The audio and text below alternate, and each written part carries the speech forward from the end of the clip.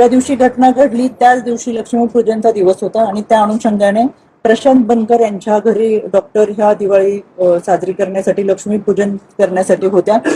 Photo काढण्यावरून photo नीट आले नाहीत यावरून त्या दोघांमध्ये वाद झाले आणि त्या वादाचं रूपांतर फार मोठ्या प्रमाणामध्ये भांडण आणि त्यांच्यामधले जे कम्युनिकेशन आहे ते रात्रभर त्यांनी प्रशांत बनकरला मेसेज केलेले आहेत. प्रशांत बनकर याचा मोबाईल बंद होता आणि त्या अनुषंगाने हा वाद झालेला आहे आणि मी आत्महत्या करेन अशा स्वरूपात सुद्धा त्यांनी प्रशांत बनकरला फोटो पाठवून वगैरे रिप्लाय केलेला. तर या आयसी कमिटीकडे तक्रार नव्हती.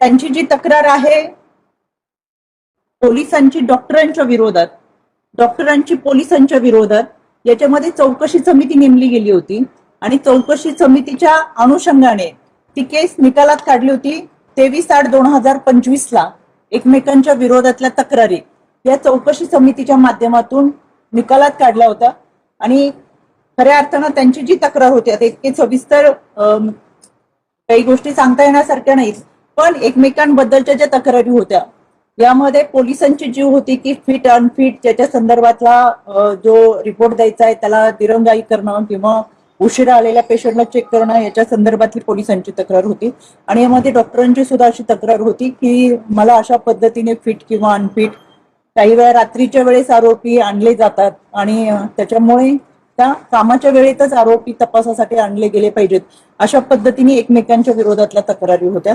चौकशी समितीने यामध्ये डॉक्टरांनी कर्मचाऱ्यांशी किंवा पोलीस कर्मचाऱ्यांशी बोलताना व्यवस्थित बोलावं अशा पद्धतीने चौकशी समितीचा हा अहवाल होता आणि त्याचबरोबर किंवा त्यांची पदस्थापना बदलण्यात यावी अशी चौकशी समितीने निर्णय दिलेला होता.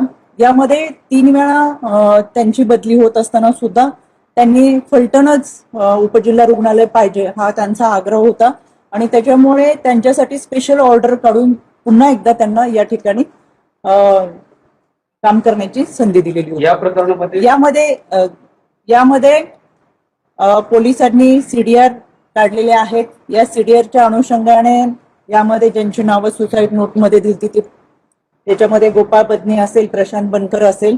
जानेवारी ते मार्च महिन्यापर्यंत गोपाळ बदने यांच्याबरोबर कम्युनिकेशन आहे, त्याच्यानंतर संबंधितांचं त्यांच्याबरोबर कोणतंही कम्युनिकेशन नाही.